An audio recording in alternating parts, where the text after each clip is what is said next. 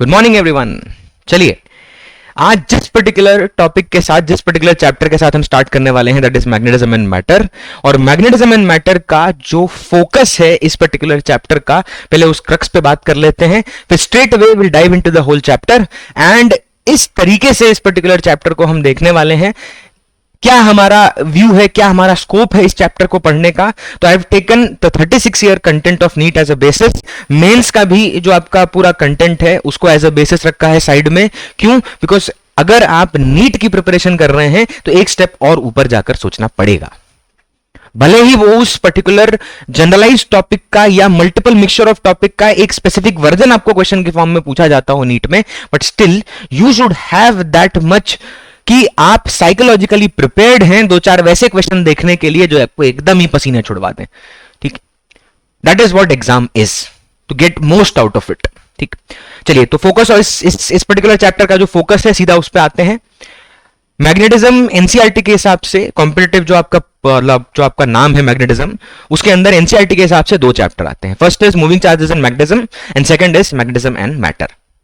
Magnetic field कैसे produce होती है, किस तरह की होती है, ठीक है, बायट-सेवर्ट लॉ क्या होता है, किस तरीके से गैल्वेनोमीटर फंक्शन करता है, कैसे एक मैग्नेटिक कोई पंखा चल रहा है आप स्विच लगाते हैं तो कैसे capacitor and then the magnetic field produced inside the वो आपका रोटर है, किस तरह से वो फंक्शन करता है, वो सारी चीजें पहला आपका चैप्टर जो मैग्नेटिज्म का पार्ट है एनसीईआरटी के हिसाब से मूविंग चार्जेस वो कंटेन करता है।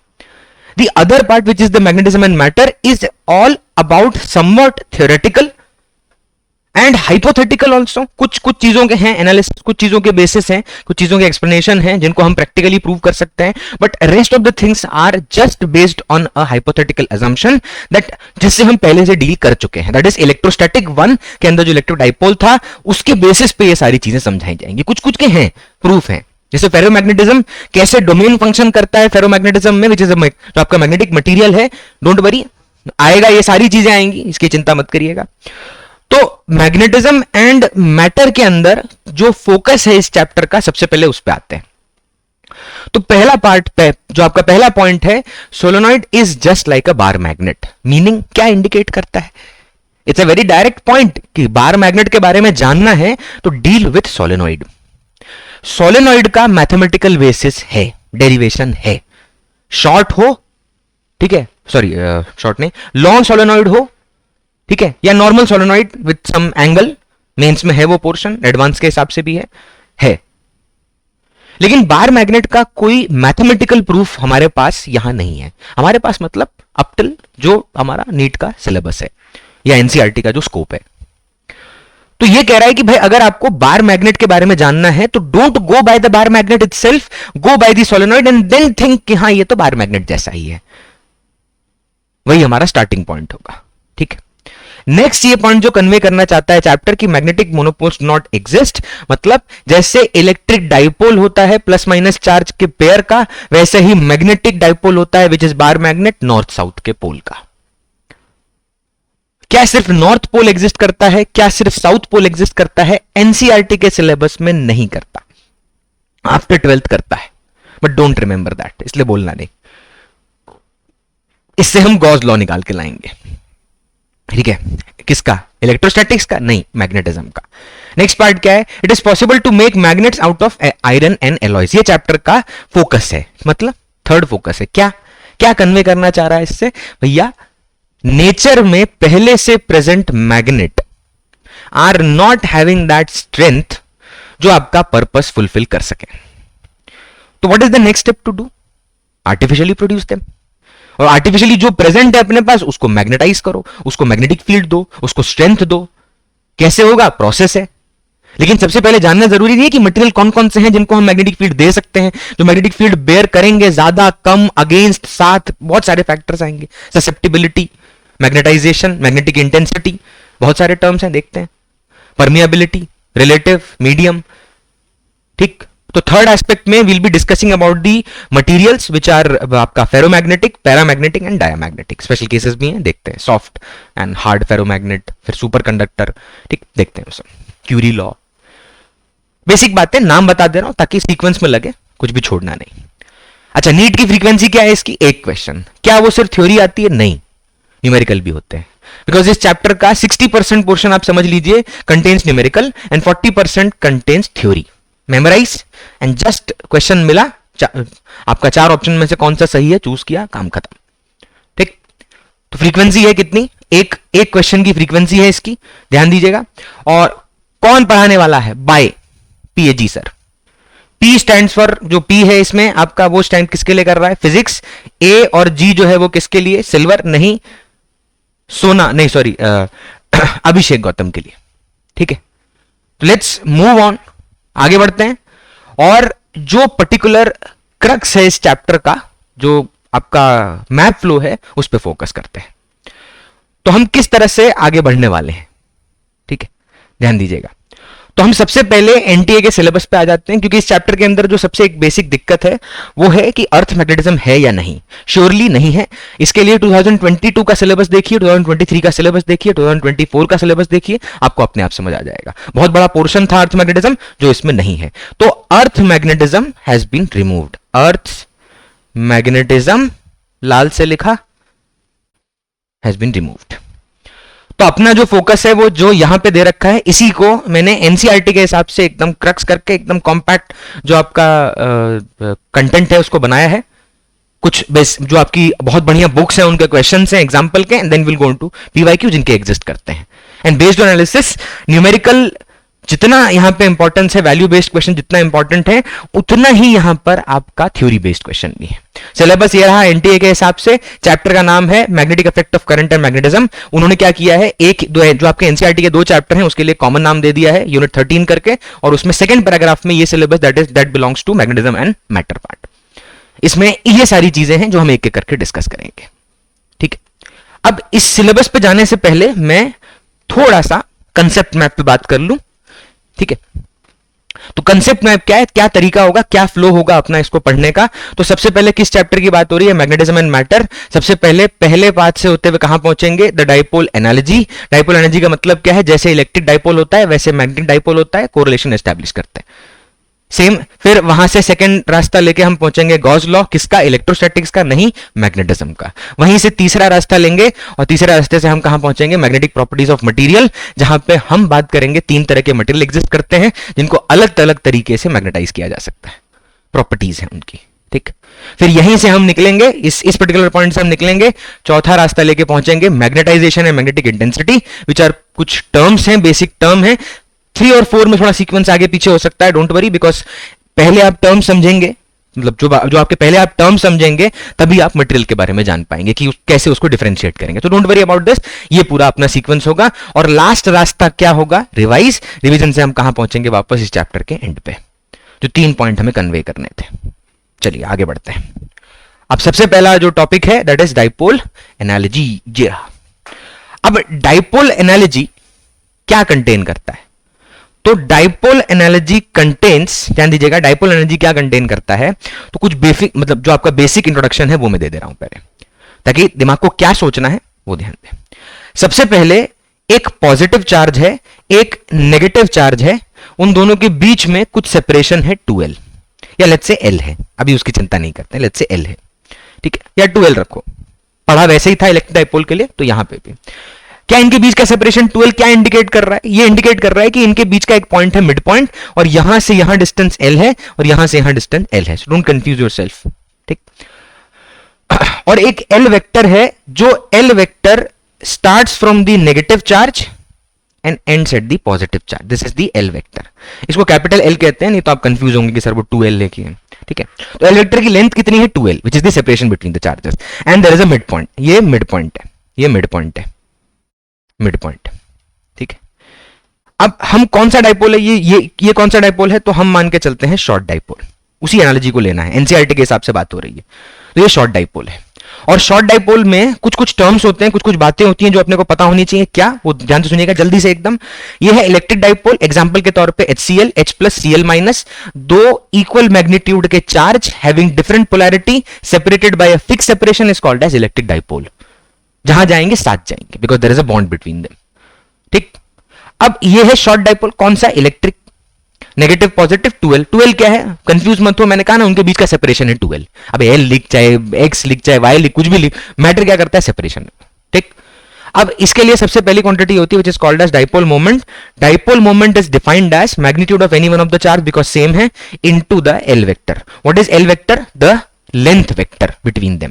अब लेंथ तो आप बोलोगे सर मैग्नीट्यूड तो 2l है, so what is the direction? तो एल वेक्टर का डायरेक्शन कहां से कहां होता है? वो होता है नेगेटिव चार्ज से पॉजिटिव चार्ज की तरफ. यानी अगर मैं फिगर में आपको रिप्रेजेंट करना मतलब उसको शो करना चाहता हूं ब्लू कलर से, ध्यान दीजिएगा, तो मैं इसको नेगेटिव से पॉजिटिव की तरफ यहां पे शो करूंगा, डिनोटेड बाय पी वेक्टर. ठीक है, ये आपको दिख रहा होगा, ये जो है ना ये पी वेक्टर, ये देखिए, ठीक, पी वेक्टर. और कहां से कहां डायरेक्टेड है? नेगेटिव से पॉजिटिव. ये क्या है? Electric dipole. इसके लिए कुछ रिजल्ट थे. एक्सियल लोकेशन पे इलेक्ट्रिक फील्ड, देन आपका क्या बोलते हैं ये जो आपका इक्वेटोरियल लोकेशन पे electric field, then general location पे इलेक्ट्रिक फील्ड, देन डाइपोल को एक्सटर्नल फील्ड में रख दे तो टॉर्क क्या होता है, यूनिफॉर्म हो, अगर फील्ड नॉन यूनिफॉर्म हो फील्ड तब कैसे डील करेंगे, वो सारे पॉइंट आइसोलेट करके मैं आगे बढ़ाऊंगा यहाँ पे. तो इलेक्ट्रिक डाइपोल पढ़ा है, रिवाइज्ड है, तब ये चीज बहुत जल्दी होगी, नहीं तो हर चीज लगेगा कहां से आ रही है. अब ये तो हो गया इलेक्ट्रिक डाइपोल. वैसे ही सेम तरीके से आता है magnetic dipole. Now what is the meaning of magnetic dipole? Just a second. Magnetic dipole क्या है? तो जैसे ये था, अब मैं यहीं बाजू में उसके देखिएगा, इस साइड देखिएगा, यहां पे ध्यान दीजिएगा, एक है मैग्नेट जिसमें है ये नॉर्थ पोल और ये है साउथ पोल. इसको मैं अब ये है बार मैग्नेट. क्या नाम है इसका? बार मैग्नेट है. यही एनालॉजी है, सुनिएगा, ये बार मैग्नेट है. इससे पहले ये जो लिया ये क्या था? ये इलेक्ट्रिक डाइपोल था, शॉर्ट था. और ऑब्वियसली बात है भाई, इलेक्ट्रोस्टैटिक वाले में शॉर्ट भी मानते हैं और उससे पहले एक स्टेप भी होता है जहां पर हम उसे शॉर्ट बिना माने भी डील करते हैं, दो अलग अलग चार्ज लेकर. ये सारी चीजें उस वाले चैप्टर में इंपॉर्टेंट है, यहां नहीं. यहां पे जो है उस पे आते हैं. तो बार मैग्नेट का मतलब क्या है? दो पोल, नॉर्थ और साउथ. अच्छा, इनके बीच का सेपरेशन क्या है? तो वही सेम कहानी, 2l मान लो. 2l is what? दो पोल के बीच का separation. What is pole? Pole क्या होता है? What is the meaning of pole? ठीक है, देखिए किसी मैग्नेट में बहुत सारी जगह पॉइंट होंगे, बहुत अलग अलग जगह होंगे. कोई जैसे ये आपका जो मैग्नेट है इसको देखिएगा, इसके आसपास बहुत सारे पॉइंट होंगे. यहां कोई पॉइंट है, यहां कोई पॉइंट है, यहां कोई पॉइंट है, यहां कोई पॉइंट, रैंडमली बहुत सारे पॉइंट होंगे. जहां पर मैग्नेटिक फील्ड उस बार मैग्नेट में सबसे ज्यादा स्ट्रेंथ बेयर कर रही है, उसको नाम दे दिए पोल, एंड्स, एक्सट्रीमिटी. अच्छा, अब ये जो एक्सट्रीमिटी लिया ये बार मैग्नेट हो गया अपना. बार magnet is what? Magnetic dipole. क्या है ये? मैग्नेटिक डाइपोल है ये. अब अगर ये मैग्नेटिक डाइपोल है तो सेम तरीके से सुनिएगा, लेंथ दे ली कितनी? 2l.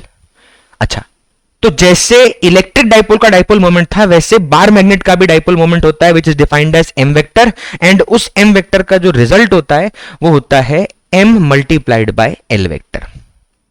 अच्छा, जैसे यहां पर q इंटू एल वेक्टर लिखा वैसे यहां पे m इंटू एल वेक्टर लिखा. अब इसमें m क्या है? तो ये नई क्वांटिटी है तो बतानी पड़ेगी क्या है ये? Pole strength. ये है pole strength. And what is L vector? वही लेंथ वेक्टर, दो पोल के बीच का सेपरेशन. अच्छा, अब प्रॉब्लम क्या है? पोल जो होते हैं वो दो पॉइंट जो आपके मैग्नेट है, जो आपका मैग्नेट है, ये जो पोल है, ये जो मतलब जो हमारा पोल है, ये वाला जो पोल है, ये पोल जरूरी नहीं कि मैग्नेट के एकदम एंड पे हो.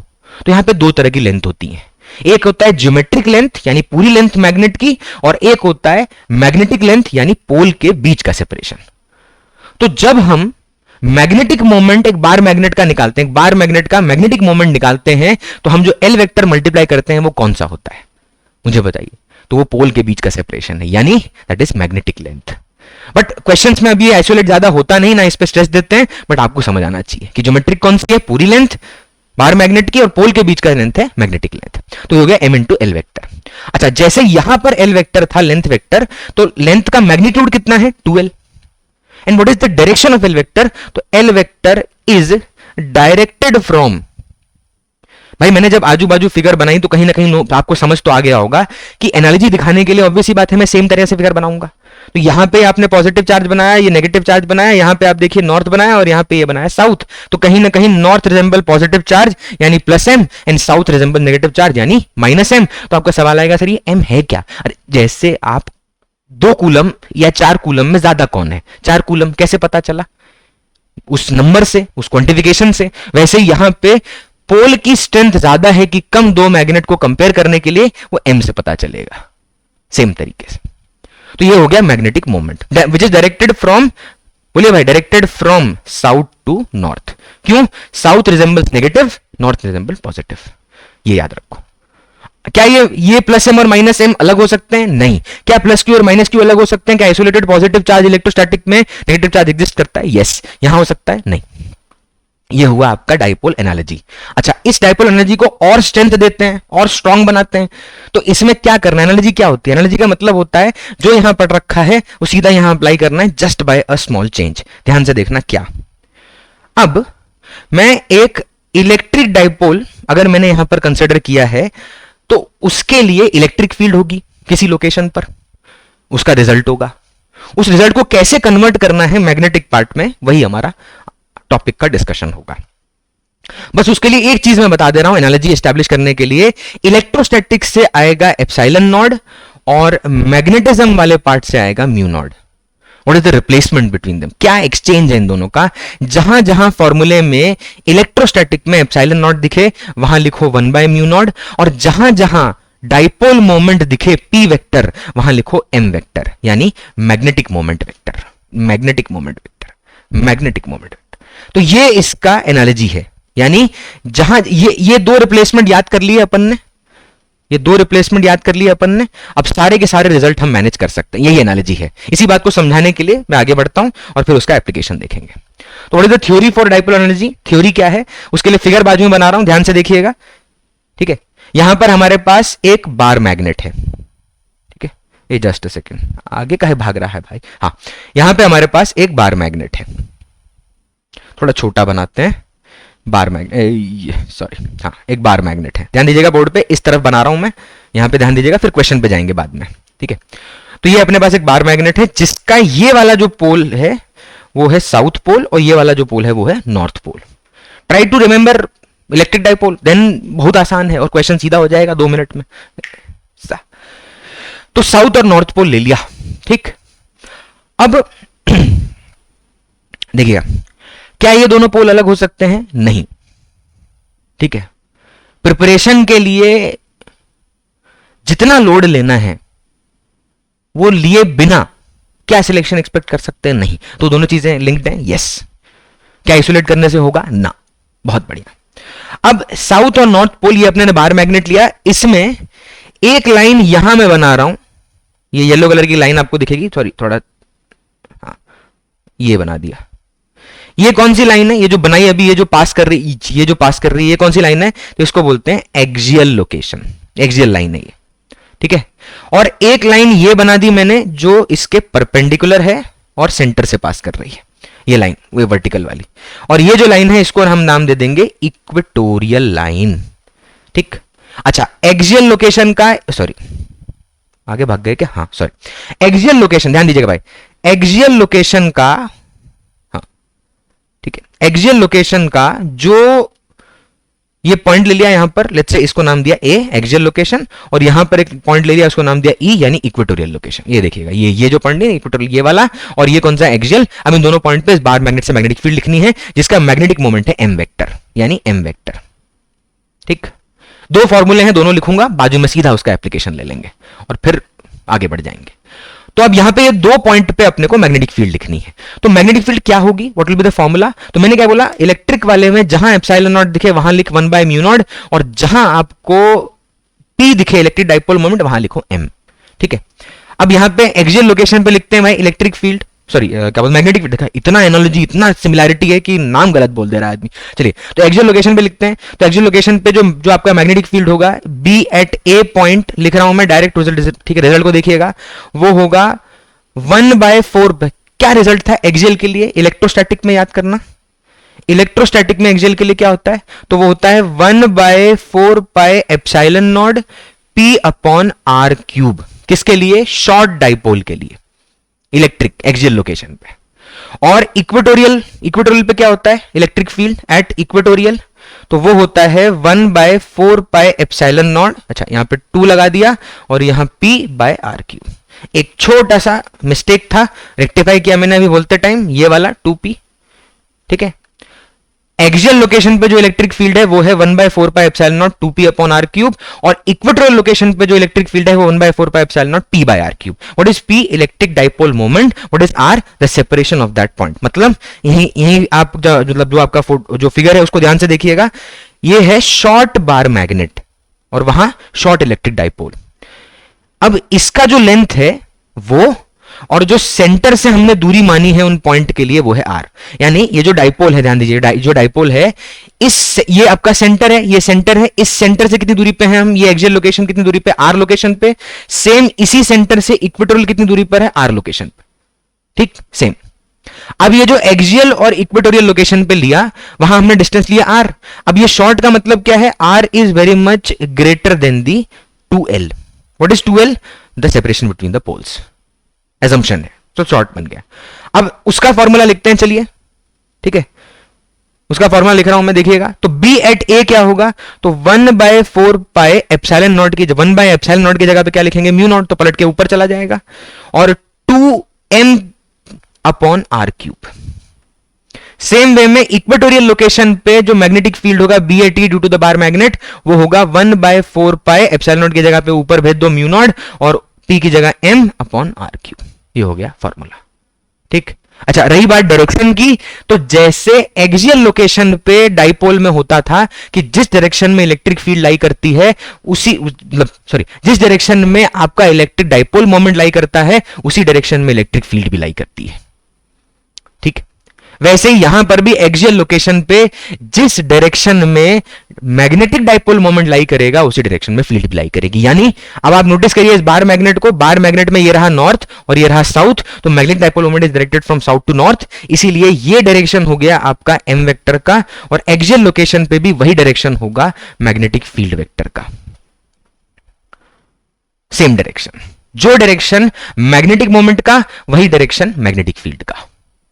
अब आओ इक्वेटोरियल में, वहां क्या होता था, तो इक्वेटोरियल में जब आप उस पर्टिकुलर पॉइंट पे डील करते हैं इलेक्ट्रोस्टैटिक में, तो वहां जो डायरेक्शन होता है वो just anti parallel to electric dipole moment होता है। तो यहां पे इलेक्ट्रिक डाइपोल मोमेंट का डायरेक्शन आप देखिए, ये साउथ है, इस डायरेक्शन में है, तो यहां ये वाले पॉइंट पे आपका मैग्नेटिक फील्ड इस डायरेक्शन में होगी। तो ये वाले डायरेक्शन में जो मैग्नेटिक फील्ड होगा, ये this will be the b at e vector, इधर की तरफ एंटी पैरेलल, ठीक है। तो अब इस पूरे डिस्कशन में मैं ये वाले रिजल्ट हटा दे रहा हूं जो मैंने एनालॉजी से एस्टैब्लिश किए, वो हटा दिए मैंने, ठीक। और ये अपना डिस्कशन हो गया बार मैग्नेट का। अब ये जो बार मैग्नेट हमने लिखा, डायरेक्शन वाइज भी बात हो गई, सीधा आते हैं अपने एप्लीकेशन पॉइंट पर, एनालॉजी, और सीधा आ जाइए एप्लीकेशन पे। क्वेश्चन है बाजू में, टू शॉर्ट बार मैग्नेट, ध्यान दीजिएगा, two short bar magnet of moment m1 equal to 256 m and m2 equal to 81 m are fixed. दिख रहा होगा फिगर में, दो डाइपोल हैं, मतलब दो बार मैग्नेट्स हैं, एक है जिसका एक का डाइपोल मोमेंट है आपका 256 m और दूसरे का है आपका 81 m, ठीक है। और अब are fixed, find the magnetic field at p, ठीक है। कुछ नाम है जो मैं इस पर्टिकुलर क्वेश्चन को सॉल्व करते टाइम आपको दिखाता हूं।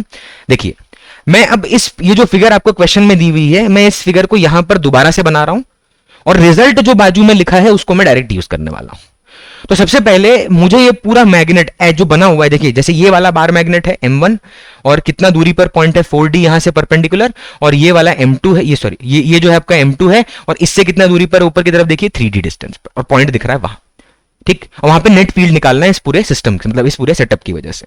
तो मैं क्या करता हूं, एरो फिगर बना रहा हूं कि उस बार मैग्नेट का डायरेक्शन आपको दिख रहा है, m1 डायरेक्शन किधर है, नीचे की तरफ है, तो नीचे की तरफ मतलब देखना, मैं इधर की तरफ मैंने बनाया, ये है m1, ये मैंने m1 बनाया, और ध्यान देना यहां से ये पॉइंट अपने इधर गए, ये पॉइंट है अपना, ठीक है, जहां पे मैग्नेटिक फील्ड निकालनी है। बाकी सब भूल जाओ, अभी छोड़ दो, ठीक। सबसे पहले ये बताओ कि इस बार मैग्नेट के लिए ये वाला पॉइंट एक्सियल है या इक्वेटोरियल है, एंड ऑन है या ब्रॉड ऑन है, ये क्या बोल गया माले मास्टर। एक्सियल का एक और नाम होता है जिसको बोलते हैं एंड ऑन लोकेशन, इक्वेटोरियल का एक और नाम होता है जिसको बोलते हैं ब्रॉड ऑन लोकेशन, और इसको एक और नाम देते हैं कॉल्ड एज परपेंडिकुलर बाइसेक्टर। तो ये सारे नाम देकर अगर कोई मैग्नेटिक फील्ड पूछ रहा है या इलेक्ट्रोस्टैटिक में इलेक्ट्रिक फील्ड पूछ रहा है तो कंफ्यूज मत हो, क्या निकालना है उस पर ध्यान दे। अब ये m1 vector is directed downward, मुझे बताओ m1 के रिस्पेक्ट में पॉइंट जो है अपना, जहां अपने को निकालना है, पॉइंट p नाम दे दो उसको, जहां अपने को, या उन्होंने दे ही रखा है, बहुत बढ़िया। तो पॉइंट p पर जो मैग्नेटिक फील्ड है वो पहले बता दो, वो लोकेशन एक्सियल है इक्वेटोरियल है, तो m1 के हिसाब से वो इक्वेटोरियल है। और इक्वेटोरियल पे फॉर्मूला क्या होता है बताओ भाई, मैग्नेटिक फील्ड का फॉर्मूला क्या होता है, व्हाट इज द फॉर्मूला, लिखा हुआ है यहाँ, ये देख ले फॉर्मूला, ये रहा, क्या लिखूं बोल, तो फॉर्मूला होगा जो B1 है, मैग्नीट्यूड कितना होगा, वो होगा म्यू नॉट m या 2m, m, but what is the value of m, 256m, अभी दे रखा है ना, ब्रैकेट में लिखा देगा इसीलिए, पूरा क्वांटिटी उतनी है, डिवाइडेड बाय व्हाट, 4 पाई, कितना डिस्टेंस है, what is the distance from this, ये जो डिस्टेंस है पॉइंट P का परपेंडिकुलर कितना है ये, तो ये है 4d, तो यहां लिखा 4d का क्यूब, ठीक। अच्छा डायरेक्शन क्या होगा, डायरेक्शन मुझे बताइए, m1 नीचे की तरफ है तो P इक्वेटोरियल की एक्सियल, इक्वेटोरियल किधर होता है, पैरेलल की एंटी पैरेलल, एंटी पैरेलल किधर होगा, ऊपर की तरफ, तो ये हो गया आपका B1, ठीक। अच्छा यहां देखो, इस पॉइंट पे ध्यान देना, तो ये जो दूसरा वाला बार मैग्नेट है इसका M2 आप डायरेक्शन देख रहे होंगे, यहां की तरफ है डायरेक्शन, ये वाला डायरेक्शन है, ये है आपका M2, और M2 के रिस्पेक्ट में यहां से हम ऊपर गए परपेंडिकुलर बाइसेक्टर कितने डिस्टेंस पे, 3D डिस्टेंस पे, और यहां पर हमने पॉइंट P वही है, मैं इसको ब्रेक करके बता रहा हूं बस में। अब मुझे फिर से बताइए इक्वेटोरियल की एक्सियल, तो भैया ये है इक्वेटोरियल, दूसरा नाम क्या है बताओ जल्दी से, ब्रॉड ऑन या परपेंडिकुलर बाइसेक्टर। तो मैग्नेटिक फील्ड कितनी होगी, what will be the magnetic field at that point, कितनी होगी, तो मैग्नेटिक फील्ड का मैग्नीट्यूड जो B2 होगा वो होगा mu naught m, what is the value of m, m या 2m, एक्सियल पे 2m होता है, इक्वेटोरियल पे m होता है आधा, एक्सियल के रिस्पेक्ट में क्या लिखने का है बोलो, m की जगह पे 81m divided by 4 pi r cube, what is r, distance कितना है 3d का क्यूब, ठीक। चलो ये भी हो गया, B1 B2 मिल गया, what is the direction of B1 देख लिया, what is the direction of B2 पता जल्दी से, तो इक्वेटोरियल लोकेशन है m और B पैरेलल या एंटी पैरेलल, एंटी पैरेलल, तो एंटी पैरेलल का मतलब है यहां पर जो मैग्नेटिक फील्ड होगी that will be against the direction of M2, तो अब ये जो ये आपका हो गया B2 वेक्टर, ये देखना ये वाली फिगर में ये जो फिगर बनाई ये वाला ये हो गया B2 वेक्टर, और ये जो फिगर बनाई ये जो आपका पहले बनाया ये वाला क्या था B1 वेक्टर, दोनों को उठाते हैं और सुपर इंपोज कराते हैं। सुपर इंपोज का मतलब क्या है, एक्चुअल सिचुएशन में जाके ऐड कर दो, तो ये रहा ऊपर की तरफ, ध्यान देना ऊपर की तरफ, ये मेन फिगर देखना है क्वेश्चन की, ये रहा आपका B1 वेक्टर और ये रहा आपका B2 वेक्टर। मुझे बताओ उन दोनों के बीच में एंगल कितना है, what is the angle between them, 90 degree. दो वेक्टर के बीच में अगर एंगल 90 डिग्री हो तो रिजल्टेंट क्या होता है, under root B1 square plus B2 square. तो B1 हम निकाल चुके हैं भाई, ठीक है, B2 हम निकाल चुके हैं, डायरेक्शन हमें पता है, और कहीं ना कहीं इसी के बीच में ये आपका पैरेललोग्राम बनेगा और ये रिजल्टेंट आएगा। ये फिगर देख लेना, जो मेन क्वेश्चन की फिगर ये वाली देख लो, B1 B2 के रिजल्टेंट, और ये जो बीच में दिख रहा है ये आपका B है, यही नेट फील्ड है। ये जो आपकी फिगर में ये जो B है, ये वाला जो B है, यही आपका नेट फील्ड है जो B1 और B2 के रिजल्टेंट से प्रोड्यूस हो रहा है। अब चाहो तो उसको फर्दर आपकी वैल्यू उसको कट शॉर्ट करके पुट कर दो और रिजल्टेंट फाइंड कर दो। तो जो हमें क्वेश्चन में चाहिए वो है B एट P, और इसको मैं B एट P नाम दे देता हूं ताकि कंफ्यूजन ना हो कि जो मैग्नीट्यूड निकाला है और जो वहां पर फिगर में B एट P है वो सेम होना चाहिए। ठीक, चलिए आगे बढ़ते हैं नेक्स्ट पॉइंट पर। ठीक है, मैं इतना एक्सपेक्ट कर सकता हूं कि इसके आगे उठा के हम पुट कर देंगे। ठीक, नहीं तो आप चाहो तो फर्दर सॉल्व कर सकते हैं। चलिए जल्दी से कर ही देते हैं, वाह मन न माने। चलिए तो mu naught 256 m upon 4d, इसका 4⁻³ कितना होगा भाई, 4⁻³ 64, 256 बाय 64 4, तो ये आएगा mu naught 4m divided by 4 pi d cube. ठीक है, sorry mu naught 4m divide by 4 pi d cube, ये आएगा। अच्छा इसको अपन क्या बोलेंगे, What will be this, क्या बोलेंगे इसको अपने, तो ऐसा करते हैं इसको B कह देते हैं ताकि कंफ्यूजन ना, इसको B कह देते हैं। और जो दूसरा वाला नीचे दिख रहा है वो ये दूसरा वाला, ये वाला ये B2, इसको सॉल्व करते हैं। 3 जा 9, 9 3 जा क्या 27, तो जब नीचे ऊपर कट करेंगे तो ये कितना बच जाएगा, 3 बच जाएगा। तो ये आएगा mu naught 3m divided by 4 pi d cube. ठीक, तो इसको अपने क्या बोल सकते हैं, अगर ऊपर वाला B है, 4 है इसको हटा लेते हैं, 4 साइड कर लेते हैं ऐसा, तो इसको 4b कहते हैं, इसको 4b कहते हैं। और इसमें 3 अलग कर लेते हैं तो इसको 3b कहेंगे। और 4b और 3b का रिजल्टेंट बताइए कितना आएगा, सीधा आंसर जल्दी से 5b। And what is b, mu naught m upon 4 pi d cube. ठीक, चलिए आगे बढ़ते हैं नेक्स्ट कंसेप्ट की तरफ। तो नेक्स्ट कंसेप्ट है हमारा डायपोल एनर्जी में, ध्यान दीजिएगा बहुत क्रिटिकल है और बहुत ही टाइम कंज्यूमिंग भी है। रीजन बीइंग, आप इस वाले पर्टिकुलर पार्ट को क्यों कंसिडर कर रहे हैं, रीजन क्या है इसको कंसिडर करने का, जब आप ये उठाते हो और इतना क्रिटिकली डिस्कस करते हो ना, तो खुद इस चैप्टर की इंपॉर्टेंस अपने आप में नहीं है, बट इलेक्ट्रोस्टैटिक रिवाइज करने के लिए बहुत बढ़िया बेसिस है। ठीक, तो डायपोल एनर्जी देखते हैं भाई, चलिए डायपोल एनालिजी। अब डायपोल एनालिजी के अंदर यहां पे हम किसकी बात करेंगे, तो कुछ एक दो रिजल्ट है मैं लिख रहा हूं, देखिए। सबसे पहले अगर आप एक बार मैग्नेट को ले लो, इधर देखिएगा, एक बार मैग्नेट ले लिया जिसमें ये है साउथ पोल और ये है नॉर्थ पोल, ठीक, बार मैग्नेट जिसका मैग्नेटिक मोमेंट वेक्टर है एम वेक्टर। अब यहां पर एक मैग्नेटिक फील्ड है जो एक्सटर्नली प्रेजेंट है, ठीक, यूनिफॉर्म मैग्नेटिक फील्ड है, यूनिफॉर्म मैग्नेटिक फील्ड है जो एक्सटर्नली प्रेजेंट है। इस यूनिफॉर्म मैग्नेटिक फील्ड में हमने एक बार मैग्नेट उठा के प्लेस कर दिया, ठीक। अब जो पर्टिकुलर एस्पेक्ट इसके थ्रू निकालना है वो मैं यहां पे तीन चीजें डिस्कस करने वाला हूं, कौन कौन सी सुनिएगा ध्यान से। सबसे पहले जब इस बार मैग्नेट को प्लेस किया तो इसका magnetic moment m vector is directed from, इस बार मैग्नेट का जो एम वेक्टर है कहां से कहां डायरेक्टेड होगा, साउथ से नॉर्थ, तो ऑब्वियस सी बात है उसका डायरेक्शन अपने को पता है। तो मैं क्या करता हूं, इस बार मैग्नेट को हटा देते हैं, लेट्स रिमूव इट, ठीक है। समझ गए, बार मैग्नेट था, साउथ और नॉर्थ पोल कहां था, अब सिर्फ उसका वेक्टर बना रहा हूं मैं, दिस इज द वेक्टर और ये एम वेक्टर है। ये क्या डिनोट कर रहा है कि भाई जो बार मैग्नेट था उसमें यहां साउथ है और यहां पर नॉर्थ है, तभी वो साउथ से नॉर्थ डायरेक्टेड है। अब ये जो पर्टिकुलर अपने ने मैग्नेटिक मोमेंट लिया, ये अभी कितना एंगल बना रहा है मैग्नेटिक फील्ड से, और मैग्नेटिक फील्ड कैसी है, यूनिफॉर्म मैग्नेटिक फील्ड है, ठीक है, यूनिफॉर्म मैग्नेटिक फील्ड है, यूनिफॉर्म है। तो अपना बी वेक्टर है, उनके बीच में एंगल कितना है, 0 डिग्री, ठीक है भाई, कोई दिक्कत नहीं। अब रही बात फॉर्मूला कौन कौन से, तो मैं तीन फॉर्मूला यहां पर लिखूंगा, ठीक है, ध्यान से देखना तीनों फॉर्मूले को, और फिर एक एक करके उनको डिस्कस करते हैं। बहुत ही एकदम कॉन्फिडेंस के साथ फॉर्मूला लिख रहे हैं अपने, कोई चीज अनसर्टन छोड़नी नहीं है, डोंट वरी। चलिए, तो फर्स्ट फॉर्मूला क्या है, फर्स्ट फॉर्मूला है टॉर्क का, वो होता है m cross b, just like tau vector p cross e होता है। एनालॉजी, डाइपोल एनालॉजी, कि अगर किसी इलेक्ट्रिक डाइपोल को आप एक्सटर्नल यूनिफॉर्म फील्ड में रखते हैं या नॉन यूनिफॉर्म भी है तो भी टॉर्क क्या होता है, p क्रॉस e होता है। p is the electric dipole moment, e is the external electric field. वैसे ही किसी बार मैग्नेट जिसका मैग्नेटिक मोमेंट m है उसको आप एक्सटर्नल फील्ड में रखते हैं तो उसका जो मैग्नेटिक मोमेंट होता है वो m वेक्टर क्रॉस b करा दो, ये हो गया टॉर्क, सिंपल।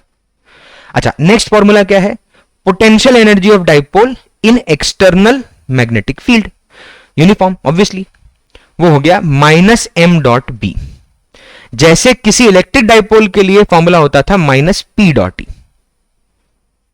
ठीक, एनालॉजी सेम तरीके से। लास्ट फॉर्मूला है work done by external force in rotating a dipole from θ1 to θ2। किसका वर्क डन निकाल रहे हैं, एक्सटर्नल फोर्स का, कहां से कहां रोटेट करना है, किसी इनिशियल θ1 एंगल से किसी θ2 एंगल तक। तो अगर आप इलेक्ट्रिक डाइपोल को रोटेट करते थे उसका वर्क डन का फॉर्मूला लिखते थे, वैसे ही यहां पे मैग्नेटिक डाइपोल को रोटेट करेंगे तो उसका भी फॉर्मूला लिखेंगे। And what will be the formula, उसका फॉर्मूला क्या होगा, तो वो फॉर्मूला लिख रहा हूं डायरेक्ट देखना, वो होता है M B cos θ1 minus cos θ2। बाकी जो बातें इक्विलिब्रियम एंड एवरीथिंग वो हम देखते हैं धीरे धीरे, जो रिक्वायरमेंट होगा उसको फुलफिल करेंगे एक एक करके। तो वर्क डन फ्रॉम सी, किसका वर्क डन, एक्सटर्नल फोर्स का कि इंटरनल इलेक्ट्रिक फील्ड का, तो एक्सटर्नल फोर्स, मतलब जो आपका डाइपोल, जैसे ये डाइपोल आपने पकड़ा मैग्नेटिक डाइपोल, ये घुमाना शुरू किया, डाइपोल था मैग्नेटिक फील्ड में रखा, घुमाना शुरू किया, तो जब आप θ1 से θ2 पे ले गए तो इतना वर्क करना पड़ा, किसने, एक्सटर्नल फोर्स ने। अच्छा, एक्सटर्नल फोर्स इतना वर्क करेगा, इसका फॉर्मूला ये रहा, मुझे बताओ इंटरनल फोर्स का वर्क डन का फॉर्मूला क्या होगा, वो होगा M B cos θ2 minus cos θ1। Already भाई साइन मल्टीप्लाई कर दे, work done by external force is negative of work done by internal conservative force, simple. तो एक्सटर्नल का निकाल लिया, नेगेटिव मल्टीप्लाई करके इंटरनल का मिल जाएगा।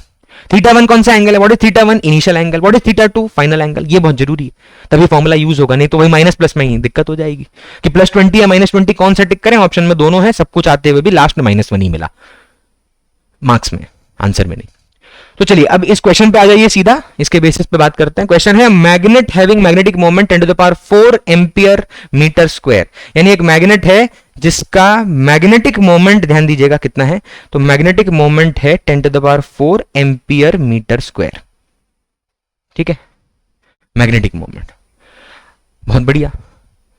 यूनिट में कोई कंफ्यूजन भाई किसी को, एम्पियर मीटर स्क्वायर क्यों, याद करना लूप वाला, लूप का मैग्नेटिक मोमेंट का फॉर्मूला क्या होता है, आई इंटू ए, करंट इंटू एरिया, तो एम्पियर इंटू मीटर स्क्वायर। वही सेम तरीका है, मतलब अप्लाई करो यूनिट लिखने के लिए, इसके लिए बार मैग्नेट के लिए, भले फॉर्मूला अलग हो, पोल स्ट्रेंथ में सेपरेशन है, कोई दिक्कत नहीं, पोल स्ट्रेंथ की यूनिट बताई थी भाई, नहीं तो ऑब्वियस ही बात है इस तरीके से सोचो। नेक्स्ट, ये डेटा मिला, is free to rotate in horizontal plane, मतलब एक हॉरिजॉन्टल प्लेन है, उसमें एक आपके पास क्या दे रखा है, कौन घूम रहा है, मैग्नेट है जो इस हॉरिजॉन्टल प्लेन में घूम सकता है। हॉरिजॉन्टल फील्ड इज प्रेजेंट, इसी प्लेन में एक हॉरिजॉन्टल फील्ड भी प्रेजेंट है। अब ये फील्ड है, ये आपका मैग्नेट है, कोई भी ओरिएंटेशन हो सकता है। और फील्ड कितनी है ध्यान से देखना है, जो फील्ड प्रेजेंट है वहां पर वो है 2 × 10⁻⁻5 टेस्ला। ठीक है, find the work done in rotating slowly from parallel to the direction 60 degree from the field. यानी जब इनिशियली ये डाइपोल है एम वेक्टर, सॉरी मैंने वही छुपा लिया, ओके सॉरी, तो ये आपका m vector dipole moment vector है। ये जो डाइपोल मोमेंट वेक्टर है वो कह रहा है इनिशियली जो फील्ड है वो इसके मतलब फील्ड इधर की तरफ, मान लीजिए ये बी वेक्टर है, ये एक्सटर्नल यूनिफॉर्म फील्ड है बी वेक्टर, और नीचे आपका एम वेक्टर है, ये दोनों अभी पैरेलल हैं, और इसको रोटेट करके फाइनली ऐसा लेके आना है, कितने एंगल पर, 60 डिग्री पर लेके आना है। तो ये जो रिजल्ट अभी वर्क डन का लिखा था, गलत पकड़ लिया, ये जो वर्क डन का फॉर्मूला लिखा था, इस वर्क डन के फॉर्मूला में व्हाट इज θ1, तो θ1 कितना है, θ1 कितना है, तो θ1 है 0 डिग्री और θ2 कितना है 60 डिग्री। तो पहले वर्क डन निकाल देते हैं भाई, चलिए वर्क डन कैलकुलेट करते हैं। तो वर्क डन अगर कैलकुलेट करें कितना होगा, कहां गया, हाँ, तो वर्क डन का फॉर्मूला क्या है, M B cos 0 degree minus cos 60 degree. किसका वर्क डन निकाल रहे हैं, एक्सटर्नल का, फॉर्मूला उसी का लिखा था, पूछा है उसने, ध्यान से देखिएगा।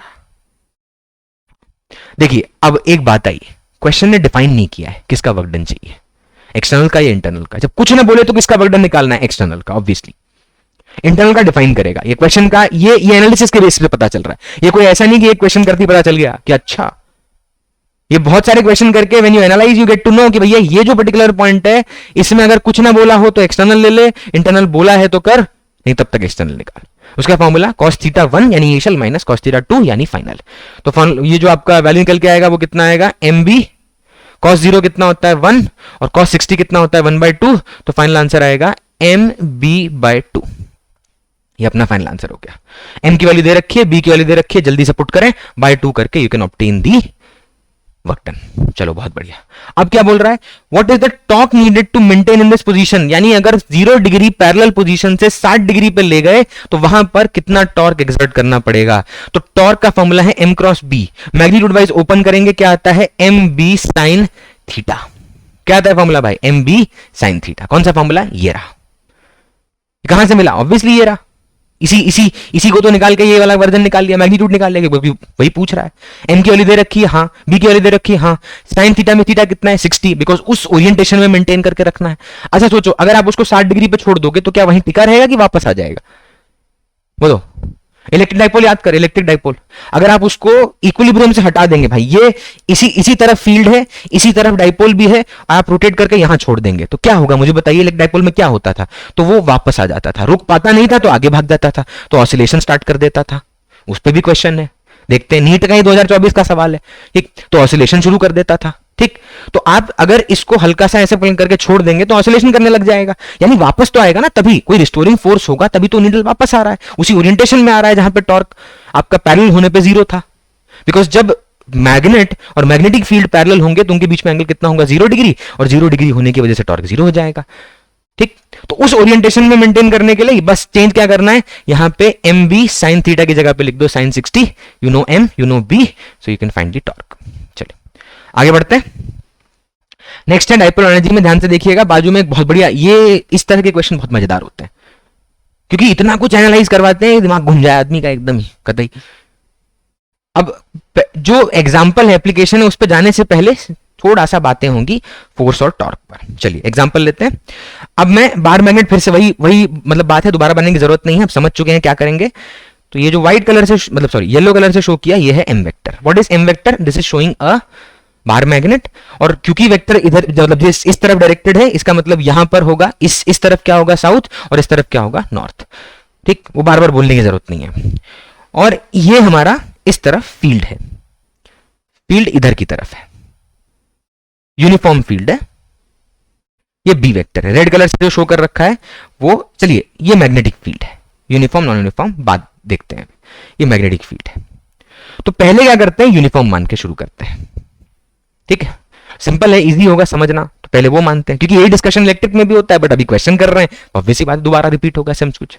देखिएगा, तो यूनिफॉर्म मैग्नेटिक फील्ड है। अब यूनिफॉर्म मैग्नेटिक फील्ड, अभी आप देखिएगा एम और बी के बीच का एंगल कितना है, थीटा कितना है भाई, 0 डिग्री। अपन पहले क्या करते हैं, जो अभी थोड़ी देर पहले अपन ने टॉर्क का फॉर्मूला लिखा था, उस टॉर्क को मैं दोबारा से लिख रहा हूं यहां पर। टॉर्क का फॉर्मूला क्या था भाई, सॉरी पी क्रॉस, देख रहे हैं सिमिलैरिटी देख रहे हैं भाई, M cross B, not P cross C, M cross B. M क्या है, मैग्नेटिक मोमेंट किसका, बाहर मैग्नेट का, बी क्या है, मैग्नेटिक फील्ड। अच्छा जी, अब मुझे बताइए, ये जो m क्रॉस बी लिखा अपन ने टाउ में, इसमें अभी इनिशियल इस पर्टिकुलर ओरिएंटेशन में थीटा कितना है, 0, तो टॉर्क कितना होगा, 0। क्या बोलेंगे इसको, इक्विलिब्रियम।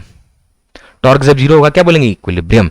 अच्छा, अभी फील्ड कैसी है, what is the magnetic field, uniform non uniform, uniform. तो आप क्या करो, इस बार मैग्नेट के 2 पोल थे, इधर वाले पे साउथ और इधर वाले पे नॉर्थ।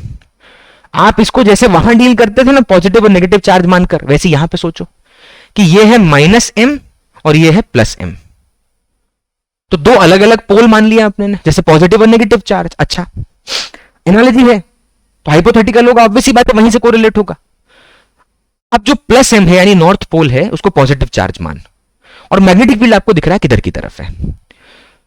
तो वहां पे हमने पढ़ा है कि पॉजिटिव चार्ज के ऊपर जो डायरेक्शन फील्ड का होता है वही डायरेक्शन फोर्स का भी होता है, और नेगेटिव चार्ज के ऊपर जो डायरेक्शन फोर्स का होता है उसके अगेंस्ट फील्ड होती है, यानी एंटी पैरेलल होता है, वैसे वर्सा भी।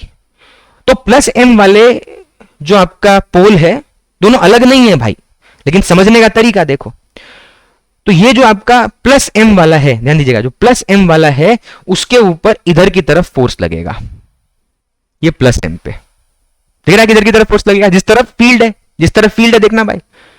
लेकिन -m वाला जो है उस पे फोर्स पीछे की तरफ लगेगा, ये जो -m वाला है, ठीक है। ये जो आपका साउथ पोल है उस पे देखिए फोर्स किधर लग रहा है, पीछे की तरफ लग रहा है, ठीक। अभी नेट फोर्स कितना होगा मुझे बताइए। अगर ये यूनिफॉर्म मैग्नेटिक फील्ड है तो जैसे वहां पे फोर्स का फॉर्मूला QE होता था, वैसे यहां पे hypothetically I am talking MB होगा, QE MB, Q की जगह M, छोटा m पोल स्ट्रेंथ, ठीक। तो MB इज द मैग्नीट्यूड भाई, ये मॉडुलस है इसका, ठीक है, ये मॉडुलस है, ये जो लिखा ये मॉडुलस है। +m वाले में नेगेटिव कर देगा, ऑपोजिट कर देगा, सॉरी जो मतलब जो आपका +m वाला होगा उसमें सेम डायरेक्शन कर देगा, जो -m वाला होगा उसमें अगेंस्ट कर देगा। इसलिए नॉर्थ वाले में जिस डायरेक्शन में फील्ड थी उसी डायरेक्शन में फोर्स भी थी, लेकिन जो साउथ वाला है उसमें देखो जिस डायरेक्शन में फील्ड है उसके ऑपोजिट डायरेक्शन, मतलब उसके ऑपोजिट डायरेक्शन में आपका फोर्स है, वो +m -m का इंपैक्ट है, तो मैग्नीट्यूड हो गया MB। वही सेम तरीके से सोच। तो अभी ध्यान से देखो, MB और MB दोनों ऑपोजिट डायरेक्शन में नेट फोर्स क्या प्रोड्यूस करेंगे, 0। तो अभी इस ओरिएंटेशन में, right now in this orientation, torque is 0। जो इन्फ्रेंस निकल रहा है उसको सुनना, टॉर्क क्या है, 0 है अभी। क्यों टॉर्क 0 है, बिकॉज दोनों फोर्सेस, अगर मैं इस डाइपोल को एक एंटिटी मानूं तो मुझे बताइए दोनों जगह पे मास सेम है, तो किस पॉइंट के अबाउट इसका रोटेशन पॉसिबल है, तो वो होगा सेंटर ऑफ मास के अबाउट, सेंटर ऑफ मास के अबाउट, यानी इक्विडिस्टेंट पॉइंट है दोनों से, बीच वाला पॉइंट ले लिया, सेंटर ऑफ डाइपोल जो बोला था इलेक्ट्रिक वाले में, जो यहां पे बार मैग्नेट के लिए बोला था, तो वो हो गया एक्सेस ऑफ रोटेशन, जिसके अबाउट ये डाइपोल आपका घूम सकता है। ये हो गया डाइपोल, ये आपका मतलब साउथ पोल, ये नॉर्थ पोल, बार मैग्नेट है, और ये इसका मिड पॉइंट, यानी ये तो चलिए मतलब ये पेन जो है नॉन यूनिफॉर्म डेंसिटी का है, but bar magnet uniform density का है, तो सेंटर मान लिया बीच में, ये हो गया आपका एक्सेस ऑफ रोटेशन, ये ऐसा, ठीक। अभी टॉर्क कितना है, 0। मुझे बताइए अभी फोर्स कितना है, 0। क्यों 0, नेट फोर्स 0 क्यों, बिकॉज एक सिंगल ऑब्जेक्ट पे इधर F और इधर F लगेगा, तो नेट फोर्स कितना होगा, 0। अच्छा, अब इस डाइपोल को क्या किया, ओरिएंटेशन चेंज किया, इस डाइपोल को थोड़ा सा थीटा एंगल पर घुमा दिया, ठीक है। ये डाइपोल यहां था और थीटा एंगल पर घुमा के यहां ले गए। अब m वेक्टर इधर की तरफ आ चुका है, कितना एंगल है, थीटा, किससे, B से। तो ये डायरेक्शन, ये जो आपको मतलब ये जो लाइन दिख रही है ये किसकी है, ये मैग्नेटिक फील्ड की है। किस डायरेक्शन में मैग्नेटिक फील्ड है, मतलब किस डायरेक्शन में मैग्नेटिक फील्ड है, ध्यान दीजिएगा, ये खाली लाइन है, डायरेक्शन किधर है, इधर की तरफ, इधर की तरफ, ठीक है, ये डायरेक्शन है। और अब डाइपोल पहले ऐसा था, इसको क्या किया अपन ने, इस मतलब था ये था, ठीक है, ये था, और इसको अपन ने क्या किया, ये घुमा के थीटा एंगल पे ला दिया। अब जब अपन ने इसको थीटा एंगल पे लाया तो अब m और b के बीच में एंगल थीटा है, तो ध्यान देना +m यहां पे होगा, वो ऊपर वाला देखना वहां +m होगा, और इधर फोर्स किधर लग रही होगी, इधर कितनी, MB, वो मतलब जो नॉर्थ पोल था। और जो साउथ पोल था वो ध्यान से देखना कहां पहुंच चुका है, यहां पे पहुंच चुका है। अब ये जो साउथ पोल है ये आपका -m है, तो इस पे फोर्स किधर लगेगी भाई, फिर एंटी पैरेलल, कितनी, F, और कितनी होगी वो, MB। क्या टॉर्क 0 होगा, पहले वाले केस में टॉर्क 0 क्यों था, बिकॉज दोनों ही फोर्सेस कहां से पास कर गई, एक्सेस ऑफ रोटेशन से, तो टॉर्क 0 था। सेंटर ऑफ मास जो आपने लिया, रेफरेंस लिया, अब देखो ना पहले वाले केस में ये जो फोर्स है एफएम वाली, ये वाली और ये वाली जो दोनों पोल पे है, वो तो एक्सिस ऑफ रोटेशन से पास कर गए, इसका मतलब दोनों का टॉर्क क्या हो गया, जीरो। लेकिन जब एंगल पे ले गए तो आप मुझे बताइए टॉर्क जीरो होगा कि नॉन जीरो? नॉन जीरो क्यों? क्योंकि आप देखो ऊपर वाला जो एमबी है, ये वाला जो एमबी है, इससे परपेंडिकुलर डिस्टेंस ये रहा सेंटर ऑफ मास का, ये परपेंडिकुलर डिस्टेंस हटाया जो मैंने, फिर से बना रहा हूं, ये देखना ये वाला परपेंडिकुलर डिस्टेंस फिर हटा दिया मैंने, ये तो अब नॉन जीरो है, तो टॉर्क जीरो होगा कि नॉन जीरो होगा? टॉर्क नॉन जीरो होगा। फोर्स जीरो की नॉन जीरो? फोर्स अभी भी zero, because anti parallel direction में दो फोर्सेस लग रही हैं। क्या प्रोड्यूस करेगा? Net impact zero. कपल कहते हैं इसको, इक्वल फोर्सेस एक्टिंग, जैसे उनका sense of rotation same direction में प्रोड्यूस कराना है। मतलब जैसे ये जो आपका पोल है, ये वाला जो पोल है, इसमें डायरेक्शन दिख रहा है आपको किधर की तरफ है? जो डायरेक्शन है आप देखना ध्यान से किधर की तरफ है, ये आपका डायरेक्शन है, ठीक है, ये डायरेक्शन है। और ये जो नीचे, अच्छा अब ये जो दोनों पॉइंट हैं, ये जो दोनों पॉइंट हैं आपके, ये जो पॉइंट है ये वाला और ये जो पॉइंट है ये वाला, यहां वाला जो एमबी है ध्यान से देखना, वो किधर रोटेशन प्रोड्यूस करेगा? किधर किधर किधर किधर? तो ये वाला जो पॉइंट है, ये वाला जो पॉइंट है, वो इधर की तरफ रोटेशन प्रोड्यूस करेगा, ये ऐसे घुमाएगा। और ये जो नीचे वाला पॉइंट, ये सॉरी नीचे वाला जो पॉइंट है ये, ठीक है, ये किधर घुमाएगा आपको दिख रहा है? तो दोनों का सेंस ऑफ रोटेशन क्या होगा? ये इसको इधर घुमाएगा और ये इसको इधर घुमाएगा। तो जिस ओरिएंटेशन में था वहीं भेजना चाहेगा उसको, इक्विलिब्रियम में ही भेजना चाहेगा। सेम उसकी तरह ही कंसेप्ट हो रहा है, ठीक। अब आ जाइए अपने क्वेश्चन पर, लेकिन यहां फील्ड कैसी थी, यूनिफॉर्म की नॉन यूनिफॉर्म? तो नॉन यूनिफॉर्म फील्ड में मुझे बताइए टॉर्क जीरो होगा? हाँ। टॉर्क नॉन जीरो होगा? हाँ। Force zero? हाँ। Non zero? नहीं। नॉन यूनिफॉर्म फील्ड में क्या होगा? नॉन यूनिफॉर्म फील्ड में क्या होगा? तो नॉन यूनिफॉर्म फील्ड के अंदर फोर्स जीरो होगी कि नॉन जीरो होगी? फोर्स डेफिनेटली नॉन जीरो होगी, बिकॉज जब आप दोनों पोल्स के ऊपर, ये वाले पोल पे और ये नीचे ये वाले पोल पे जब आप फोर्स लिखेंगे तो दोनों का मैग्नीट्यूड सेम नहीं होगा, बिकॉज दोनों का मैग्नेटिक फील्ड अलग अलग लोकेशन पे, and it is non uniform. तो नेट फोर्स जीरो की non zero? Non zero. Torque देखना पड़ेगा, ओरिएंटेशन की बात है, ठीक। चलिए आते हैं क्वेश्चन के ऊपर, एप्लीकेशन पे। असर्शन है when a magnetic dipole is placed in a non uniform magnetic field, ठीक है। कौन सी मैग्नेटिक फील्ड भाई? Non uniform magnetic field, only torque act on the dipole. क्या सिर्फ टॉर्क एक्ट करता है? मुझे बताओ कि फोर्स भी एक्ट करेगा? फील्ड कैसी, यूनिफॉर्म नॉन यूनिफॉर्म? अगर यूनिफॉर्म होता है तो फोर्स डेफिनेटली जीरो होता, नॉन यूनिफॉर्म है तो फोर्स डेफिनेटली नॉन जीरो होगा। तो ओनली टॉर्क एक्ट करता है? नहीं। क्या एक्ट करता है? फोर्स भी एक्ट करता है, फोर्स नॉन जीरो होता है नॉन यूनिफॉर्म फील्ड में। Reason, force would also act on dipole if magnetic field were uniform. भाई साहब एकदम ही एंटी, फोर्स तो कभी नहीं लगेगी अगर फील्ड कैसी हो, यूनिफॉर्म हो। तो फील्ड अगर यूनिफॉर्म है तो फोर्स डेफिनेटली क्या होगी? जीरो ही होगी। इसका मतलब असर्शन भी गलत है और रीजन भी गलत है। Both assertion and reason are false. ये अपना आंसर हुआ, both assertion and reason are false, ये अपना आंसर हुआ, ठीक। कि यहां अपने को ये पता चल रहा है कि भाई क्या चीजें एक्ट कर सकती हैं क्या नहीं, इस पॉसिबिलिटी पे ये डिस्कशन है। चलिए आगे बढ़ते हैं। अब हम जिस पोर्शन में जा रहे हैं दैट इज पीवाईक्यू। पीवाईक्यू में आते हैं। पीवाईक्यू पोर्शन के अंदर आप ध्यान दीजिएगा, हम उन क्वेश्चन को लेंगे जो एक्चुअली आपके आए हुए हैं, और तो वही 36 ईयर का बेसिस है ताकि हम हर एक पर्टिकुलर पॉइंट को टच कर सकें। चलिए, अब जो थ्योरेटिकल डिस्कशन में नहीं हुआ, जो उस एनालॉजी को एस्टैब्लिश करते टाइम नहीं डिस्कस हुआ, वो यहां पर लेने का एम है, यहां क्वेश्चन करने का एम। चलिए क्वेश्चन पढ़ते हैं जल्दी से। पीवाईक्यू में N iron bar of length L, मैंने मतलब सेग्रीगेट कर रखे हैं सारी चीजें बताने के लिए, क्वेश्चन लिए हैं। जो वहां खत्म हो गया ठीक, पीवाईक्यू में अलग क्वेश्चन लेंगे, ये ना हो कि सेम रिपीट हो रहे हैं, कोई मतलब नहीं है, उसके लिए आप अलग टाइम लेकर क्वेश्चन करिए। An iron bar of length L has a magnetic moment M. एक आयरन बार है, एक आयरन बार है, देखिए आयरन बार जिसका लेंथ कितना है एल, जिसका मैग्नेटिक मोमेंट है m, ये इंफॉर्मेशन अपने को गिवन है, मैग्नेटिक मोमेंट m है और लेंथ है l, मैग्नेटिक मोमेंट, ठीक। It is bent at the middle of its length, मतलब पहले अपने पास एक ऐसी रॉड थी, इसको अपन ने बीच वाले पॉइंट पे, ऐसे बीच वाले पॉइंट पे क्या किया, बेंट कर दिया, ऐसे मोड़ दिया, such that the two arm makes an angle 60 degree with each other. यानी इस तरह से बेंड किया कि दोनों मतलब ऑब्वियसली बात, थोड़ी जो पहले रॉड ली आपने थोड़ी बड़ी है, ये रही लेंथ, ठीक। ये मिड वाले पॉइंट पे आपने उसको ऐसा मोड़ दिया, तो आप देखिए बाद में ये रॉड ऐसी हो जाएगी, ये रॉड ऐसी हो जाएगी, छोटी होगी ना थोड़ी सी, ऑब्वियस सी बात है भाई, पूरी रॉड है ना सब मोड़ी। तो ये, और ये एंगल कितना है, made an angle of 60 degree. The magnetic moment of this new magnet is, 2024 का नीट का सवाल है ये कि इसका मैग्नेटिक मोमेंट पूछ रहा है। सबसे पहली बात, मैग्नेटिक मोमेंट का फॉर्मूला क्या होता है एक बार मैग्नेट के लिए, तो जो कंसेप्ट यहां पे अप्लाई होगा उस कंसेप्ट को ध्यान दीजिएगा पहले, ठीक है।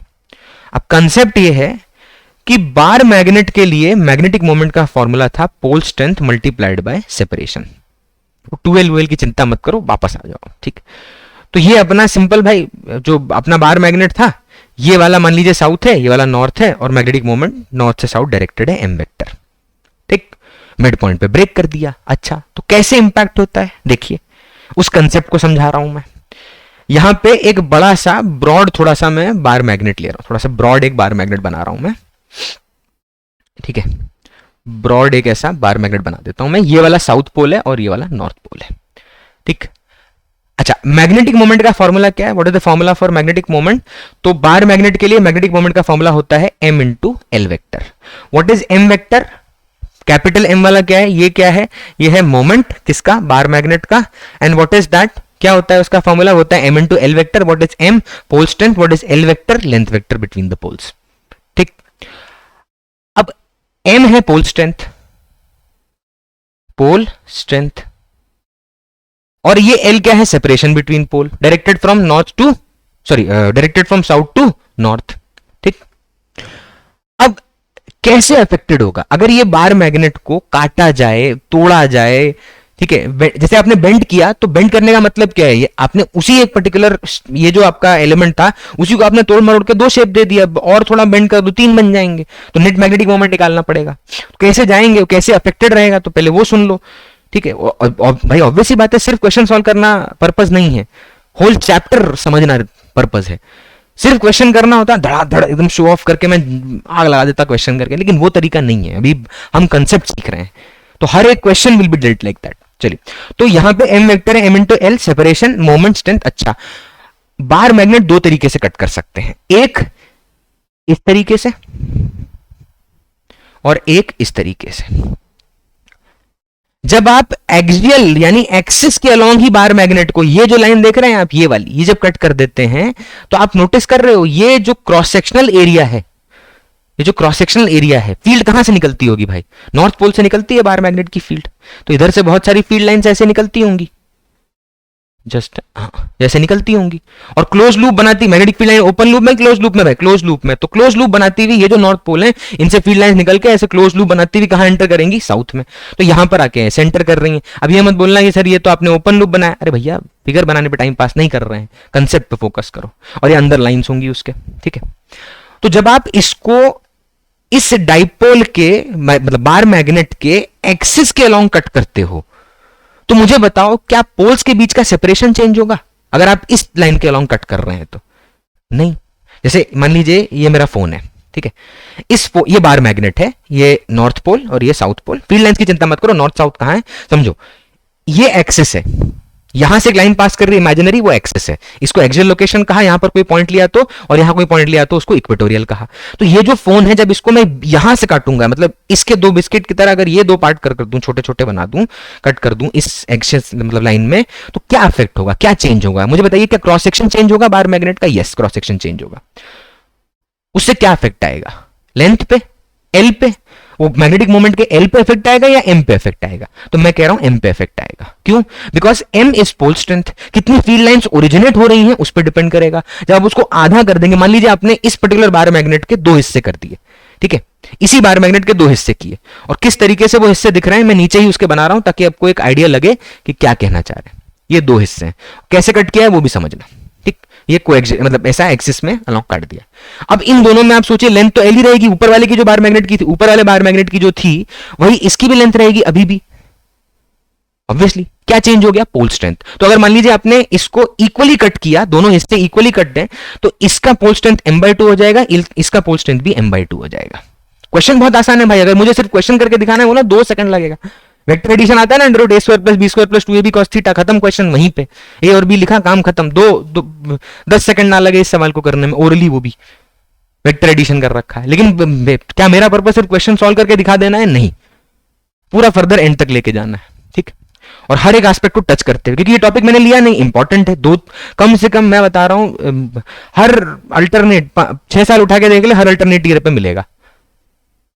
तो अब अगर ये इस तरह कट के, अच्छा अब मान लो अगर हमने इसको बाइसेक्टर, परपेंडिकुलर बाइसेक्टर वाली लाइन पे काटा, ये लाइन दिख रही है जो ये वाली ऐसे काट दिया। अब ऐसे काट दिया तो दो हिस्से कैसे दिखेंगे, वो बाजू में बनाता हूं मैं उसके, दो हिस्से कैसे दिखेंगे, तो बार मैग्नेट ऐसा दिखेगा, एक हिस्सा ये दिखेगा, एक हिस्सा ये दिखेगा। कैसे कटा हुआ दिख रहा है? इसमें क्या चेंज होगा? क्या pole strength, cross section area पे कोई इफेक्ट आएगा? नहीं। तो पोल स्ट्रेंथ पे इफेक्ट आएगा? नहीं। मैग्नेटिक लेंथ पे आएगा? हाँ। कितनी हो जाएगी? अगर मान लीजिए इक्वल काटा है तो L/2 हो जाएगा, ठीक है। यानी जब परपेंडिकुलरली कट करते हैं एक्सिस के तो लेंथ पे इफेक्ट आता है, और एक्सियली कट करते हैं, को एक्सियली कट करते हैं उसी पैरेलल एक्सिस के, तो वहां पर पोल स्ट्रेंथ पे इफेक्ट आता है। जितने कट करेंगे उतना ही वो आपका इक्वली डिवाइड होता जाएगा या रेशियो में डिवाइड होगा। तो अब बेंड किया, तो बेंड करने का मतलब भाई अब ऑब्वियस सी बात है, ये पूरा बार मैग्नेट था, यहां था, ये बीच वाले पॉइंट पे ऐसे करके तोड़ दिया, ठीक है। एक और पेन आसपास होता तो मैं दिखाता आपको, चलिए कोई नहीं, हाँ चलिए कोशिश करता हूं। एसी का रिमोट है, यहां देखिएगा, ये मान लीजिए पूरा एक बार मैग्नेट है और यहां से इसको बेंड किया, ये कितना एंगल है? 60 डिग्री, ठीक है। अब सोचो अगर ये पूरा एक बार मैग्नेट है, सिंगल बार मैग्नेट है, ठीक है, तो यहां पर साउथ पोल था, ये यहां पर साउथ, ये देखना साउथ और नॉर्थ पोल, ये वाला फिजिकल साइड देखना, ये साउथ पोल और ये वाला नॉर्थ पोल। अब जब आप बेंड करोगे तो ये वाले फिगर में, ये जो आपका फिगर है जिसमें हम क्वेश्चन करने वाले हैं, ये साउथ पोल होगा और ये कौन सा पोल होगा? नॉर्थ पोल, ठीक, बेंड करते टाइम आया ना। अच्छा, अब जब बेंड किया तो ये साउथ नॉर्थ हो गया, बहुत बढ़िया। इस साउथ के करेस्पॉन्डिंग यहां पर एक नॉर्थ होगा और इस नॉर्थ के करेस्पॉन्डिंग यहां पर एक साउथ होगा। अरे दो हिस्से मान लेना यार अलग करके, ये देख, ये दो हिस्से अलग कर ले, तो जहां से अलग किया वहां वो पोल जनरेट नहीं हो जाएंगे, फिर से दो अलग पोल बन जाएंगे। तो अब बार मैग्नेट है, बार मैग्नेट का मैग्नेटिक मोमेंट कहां, किस डायरेक्शन में डायरेक्टेड होता है, तो वो तो किस बात पे डिपेंड करेगा? क्या मैग्नेटिक मोमेंट स्केलर क्वांटिटी है कि वेक्टर क्वांटिटी है भाई? तो मैग्नेटिक मोमेंट एक वेक्टर क्वांटिटी है, और वेक्टर क्वांटिटी का एडिशन कैसे करते हैं? √a² + b² + 2ab cos theta से, और इसमें थीटा क्या होता है? Angle between two vectors. बहुत बढ़िया। तो इन दोनों बार मैग्नेट के मुझे बताइए मैग्नेटिक मोमेंट क्या होंगे, what will be the magnetic moment in this case, ठीक है। लिखने की ऐसे पोल जरूरत नहीं थी, चलिए ये पॉइंट है, इसके हिसाब से डील कर लेंगे, कोई नहीं। अब इस साउथ के करस्पॉन्डिंग यहां नॉर्थ होगा, इस नॉर्थ करस्पॉन्डिंग यहां पे साउथ होगा, सिंपल। वो शायद पहले मैंने उल्टा लिख दिया था क्या? कोई नहीं, सही चीज पे आना जरूरी है। तो ये साउथ, ये जो आपका साउथ, ये जो आपने फिगर ली है, इस साउथ के करस्पॉन्डिंग यहां ये वाले एंड पे नॉर्थ मिला, और ये जो नॉर्थ है इसके करस्पॉन्डिंग यहां पर एक साउथ मिला। अब जो बार मैग्नेट है, क्योंकि दोनों का लेंथ आधा आधा हो चुका है, क्रॉस सेक्शन पे तो कोई इफेक्ट आएगा नहीं, ठीक है। तो इस वाले का, ऊपर वाले पार्ट का मैग्नेटिक मोमेंट होगा m/2 और नीचे वाले पार्ट का भी मैग्नेटिक मोमेंट होगा m/2। ऊपर m दिया है, हाँ, और उनके बीच में एंगल कितना है? 60। तो दो इक्वल वेक्टर्स जिनके बीच में एंगल 60 डिग्री है, तो मुझे बताइए नेट मैग्नेटिक मोमेंट का मैग्नीट्यूड क्या होगा? तो दो वेक्टर हैं जिनका मैग्नीट्यूड है a, जिनके बीच का एंगल है 60 डिग्री। तो मुझे बताइए रिजल्टेंट क्या आता है? What is the resultant? तो आता है √3 times of any one of the vector. अगर दो इक्वल वेक्टर हैं जिनके बीच में एंगल 90 डिग्री है, उनको रिजल्टेंट निकालें तो क्या आता है? वो आता है √2 times of any one of the magnitude. और अगर 120 डिग्री एंगल पर इंक्लाइंड हो तो उनके बीच का जो रिजल्टेंट आएगा वो a और a का रिजल्टेंट a ही आता है, ठीक। तो यहां मुझे ये भी देखना पड़ेगा कि भाई रिजल्टेंट का डायरेक्शन क्या बनने वाला है, कहां, जो आपके दोनों मैग्नेटिक मोमेंट है उनके बीच का एंगल क्या है। तो magnetic moment is directed from south to north, ठीक है। तो साउथ टू नॉर्थ अगर वो डायरेक्टेड है, साउथ टू नॉर्थ, तो पहले वाले में, सॉरी कलर चेंज करता हूं, ब्लू से लिखता हूं, तो पहले वाले में साउथ टू नॉर्थ मतलब ये रहा, साउथ टू नॉर्थ। एरो देख रहे हैं कहां जा रहा है? ये वाला, ये वाला एरो साउथ, ये जो ऊपर आपका है देखना, ये जो आपका ऊपर वाला है ये साउथ और नीचे वाला क्या है? नॉर्थ। तो एरो किधर की तरफ आ रहा है देखना? साउथ से नॉर्थ की तरफ। और दूसरा वाला साउथ से नॉर्थ की तरफ, ये रहा m वेक्टर, ये m2 वेक्टर है और ये m1 वेक्टर है। ये दो वेक्टर हैं भाई, ध्यान से देखिए, m1 और m2। अब m1 और m2 के बीच में एंगल क्या आएगा? What will be the angle between m1 and m2? क्या एंगल आएगा इन दोनों के बीच में? तो आप नोटिस करो m1 और m2 के बीच में एंगल कैसे लिया जाता है, दो वेक्टर के बीच में एंगल कैसे लेते हैं? टेल टू टेल और हेड टू हेड, यस और नो? टेल टू हेड लेते हैं क्या? नहीं, आइदर टेल टू टेल और हेड टू हेड। तो अगर मैं इन दोनों वेक्टर के बीच में एंगल मुझे निकालना है, देखो तो एक वेक्टर आप नोटिस करना, ये जो आपको दिख रहा है एक वेक्टर, ध्यान से देखना, यहां की तरफ जा रहा है, और एक वेक्टर आप नोटिस करो यहां की तरफ जा रहा है। तो जब पहले वाले वेक्टर का हेड जहां पर है दूसरे वाले वेक्टर का टेल है, तो क्या 60 डिग्री उनके बीच का एंगल है? नहीं। उनके बीच का एंगल कितना होगा? तो आप उस m1 वेक्टर को नीचे की तरफ एक्सटेंड कर दो। क्या करो? नीचे की तरफ। अब देखो दोनों टेल टू टेल बन गए। और मुझे बताओ ये वाला एंगल कितना है? रुकिए मैं अलग कलर से पूछता हूं, ये वाला एंगल कितना है? ये वाला एंगल कितना है? तो वो होगा 120 डिग्री। 180 होता है ना लीनियर, तो 120। अब दो वेक्टर जिनका मैग्नीट्यूड m/2, उनके बीच का एंगल 120 डिग्री। बताइए ओरली रिजल्टेंट क्या आएगा? आएगा m/2। हाँ या ना? चलिए आगे बढ़ते हैं।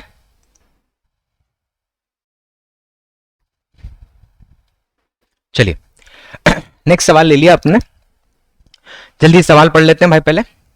अ bar magnet is hung by a thin cotton thread in a uniform horizontal magnetic field. ठीक है, एक ही मिनट। चलिए पॉइंटर विजिबल होगा, बहुत बढ़िया। ठीक है, a bar magnet is hung by a thin cotton thread in a uniform horizontal magnetic field and is in equilibrium state. क्या मतलब है इसका? पहली बात, फील्ड यूनिफॉर्म है कि नॉन यूनिफॉर्म? तो फील्ड है यूनिफॉर्म, बी है यूनिफॉर्म।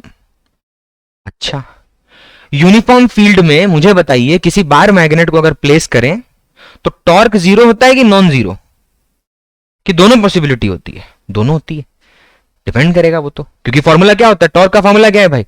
टॉर्क का फॉर्मूला है M B sine theta, vector में बोलेंगे तो एम क्रॉस बी। ठीक है, क्या होता है? M cross B. अच्छा, अब जो मैग्नेटिक फील्ड है वो कैसा है अपना? मैग्नेटिक फील्ड है यूनिफॉर्म। ठीक, मैग्नेटिक फील्ड कैसा है अपना? यूनिफॉर्म है। ओके, नाउ टॉर्क अगर जीरो है या टॉर्क नॉन जीरो है, दोनों पॉसिबिलिटी है। फोर्स के साथ क्या होता है? फोर्स डेफिनेटली क्या होता है? जीरो होता है, उसमें कोई ऑप्शन नहीं है अपने पास। फोर्स क्या होगा? डेफिनेटली जीरो ही होगा। ठीक, अच्छा जी। अब बी यूनिफॉर्म है तो टॉर्क जीरो नॉन जीरो दोनों पॉसिबिलिटी है, लेकिन फोर्स डेफिनेटली जीरो है। तो अगर फोर्स जीरो है तो मुझे बताइए इक्विलिब्रियम स्टेट का मीनिंग क्या है? इस इक्विलिब्रियम स्टेट का मीनिंग क्या है? फोर्स तो पहले से जीरो है यूनिफॉर्म फील्ड में, तो किस पे बात हो रही है? टॉर्क पे। यानी कौन सा इक्विलिब्रियम है? तो ये जो इक्विलिब्रियम है ये है रोटेशनल इक्विलिब्रियम।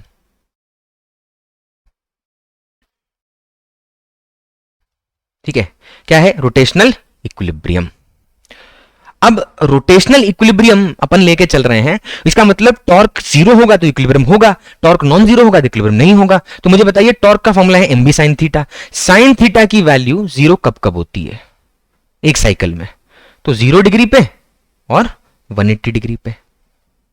यानी फील्ड और डाइपोल मोमेंट पैरेलल हो या एंटी पैरेलल हो तो होता है इक्विलिब्रियम का केस।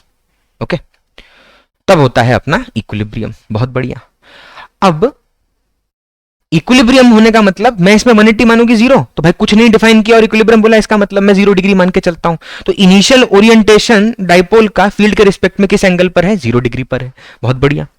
द एनर्जी रिक्वायर्ड, अब क्वेश्चन में आगे बढ़ रहे हैं, पॉइंटर पे ध्यान दीजिएगा। द एनर्जी रिक्वायर्ड, क्या चाहिए? एनर्जी रिक्वायर्ड, ये मेन है, ये मेन फोकस है। Energy required to rotate it by 60 degree, यानी 0 डिग्री से किस ओरिएंटेशन में ले गए? 60 डिग्री में। और वो वर्क कितना है? रोटेट बाय W, वो दिया हुआ है कि वैसा करने में जो वर्क है वो W। तो वर्क का फॉर्मूला क्या था कंसेप्ट एप्लीकेशन में? याद करो, वर्क का फॉर्मूला क्या था? वो है M B cos theta 1 minus cos 0 degree minus cos 60 degree. ठीक है, अच्छा, cos 0 कितना 1, cos 60 कितना 1/2, तो आंसर कितना आ जाएगा? mb/2। तो वर्क हो गया, वो पहले से हो गया mb/2। From this we can obtain कि mb जो होगा उसको 2w लिख सकते हैं अपन। ये अपने ने ऑब्टेन कर लिया। लास्ट में क्या पूछा है? Now the torque required to keep the magnet in this position is AIPMT, मतलब पहले 2016 का है, बट रिपीटेशन देख रहे हो? सिमिलर टाइप ऑफ क्वेश्चन अभी अपन ने देखा थोड़ी देर पहले। ठीक है, तो ये हो गया 2w। अच्छा, लास्ट पार्ट है now the torque required to keep, मतलब जो एक्चुअल में निकालना है इस क्वेश्चन में कि उस ओरिएंटेशन में बनाए रखने के लिए कितना टॉर्क लगाना पड़ेगा। तो टॉर्क का फॉर्मूला क्या है भाई? M B sine theta. M B की जगह पे क्या लिखेंगे अपने? 2w। ठीक, और साइन थीटा में क्या पुट करेंगे, जिस ओरिएंटेशन में ले गए हैं मतलब 60 डिग्री, साइन 60 कितना होता है √3/2, तो आंसर आएगा √3W। ये हो गया अपना टॉर्क, यानी सेकंड ऑप्शन अपना करेक्ट है, second is the correct option. चलिए नेक्स्ट आगे बढ़ते हैं, क्वेश्चन जल्दी से देख लीजिए, 2024 नीट का सवाल है ये, ठीक है, देख रहे हो फ्रीक्वेंसी मेंटेन्ड है, ठीक है। चलिए क्वेश्चन है, in a uniform magnetic field, pointer use करते हैं, in a uniform magnetic field of 0.049 tesla a magnetic needle performs 20 complete oscillation in 5 second as shown. यहां पे बाजू में देखेंगे फिगर है, ये रही, ये मैग्नेटिक नीडल है जिसको एक magnetic field, external magnetic field B में प्लेस कर रखा है और कह रहा है कि ये ऑसिलेट कर रहा है। अच्छा, उसके लिए कुछ जो डेटा दे रखा है वो भी साथ ही साथ मतलब क्या बोलते हैं, आइसोलेट कर लेते हैं। डेटा गिवन क्या है, तो जो एक्सटर्नल मैग्नेटिक फील्ड जिसमें वो प्लेस्ड है वो है 0.049 टेस्ला, ये हमें गिवन है, एक्सटर्नल मैग्नेटिक फील्ड है। उसके बाद बोल रहा है 20 ऑसिलेशंस इन 5 सेकेंड, 20 ऑसिलेशन 5 सेकेंड में, ठीक। तो बचाओ 1 सेकेंड में कितने ऑसिलेशन, 4, यूनिटरी लगा लो, 20 में 5, 20 ऑसिलेशन कितने सेकंड में, 5 सेकंड में, तो 1 सेकंड में कितने ऑसिलेशन, तो 20/5 यानी 4, तो 4 ऑसिलेशन। तो what is the frequency of this particular 4 hertz, 4 hertz की फ्रीक्वेंसी है। रिजल्ट बेस्ड डिस्कशन है बट बहुत इंपॉर्टेंट है क्योंकि वहां पे पढ़ के डिराइव किया है इलेक्ट्रोस्टैटिक में, तो डेरिवेशन भी करते हैं वहां तो, और दिया भी एनसीईआरटी में दिया है, सोचो भाई, यहां तो फिर भी ठीक है, डिस्कशन में खाली यूज करना है। तो सबसे पहले फॉर्मूला लिखेंगे, लेकिन पहले क्वेश्चन पूरा पढ़ लेते हैं डेटा के हिसाब से, फिर आगे चलते हैं। तो 2 चीजें दी थी अपने को, पॉइंटर से मैं शो कर रहा हूं कौन कौन सी 2 चीजें, ठीक है। एक तो अपने को यहां पर जो मैग्नेटिक फील्ड है वो दिया हुआ था 0.049 टेस्ला, और दूसरा अपना फ्रीक्वेंसी दिया था जिसको डायरेक्ट यूनिटरी, मतलब उसने दिया नहीं था डायरेक्टली फ्रीक्वेंसी, अपन ने निकाला, because what is the meaning of frequency, number of oscillation per unit second, 1 second में कितने ऑसिलेशन करते हैं उसको बोलते हैं अपने फ्रीक्वेंसी, ठीक। नेक्स्ट उसके बाद क्या गिवन है, moment of inertia of the needle is, क्या गिवन है भाई, मोमेंट ऑफ इनर्शिया नीडल का कितना दिया है, देखो 9.8 × 6। तो इसका जो मोमेंट ऑफ इनर्शिया है वो अपन लिख रहे हैं, कितना है मोमेंट ऑफ इनर्शिया डेटा के हिसाब से, तो आई दे रखा है इन्होंने, कितना दिया हुआ है 9.8 × 10⁻⁻6 kg/m²। This is the moment of inertia. किसका मोमेंट ऑफ इनर्शिया है ये, आई, ये है बार मैग्नेट का, ये जो बार मैग्नेट गिवन है इसका मोमेंट ऑफ इनर्शिया है। तो बी पता है, एफ पता है, आई पता है।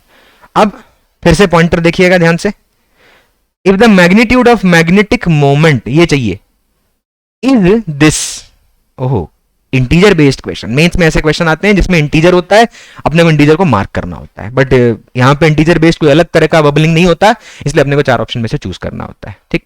ये वैल्यू दे रखी है, तो अपन को निकालना है द वैल्यू ऑफ एक्सेस, ठीक है। यानी कहीं ना कहीं अपने को frequency of this particular magnetometer या मैग्नेटिक, जो आपका मैग्नेटोमीटर नहीं कहना चाहिए, वो एक अलग कंसेप्ट था, पुराने टॉपिक्स में आता था, वो अलग चीज है। तो यहाँ पे जो ऑसिलेशन कर रहा है, ऑसिलेटर जो है ये, इसके लिए टाइम पीरियड का फॉर्मूला क्या होता है याद होना चाहिए, तो 2π√I/mb, ये टाइम पीरियड का फॉर्मूला है। सॉरी आगे भाग गया, जस्ट अ सेकेंड, वापस चलो बाबू।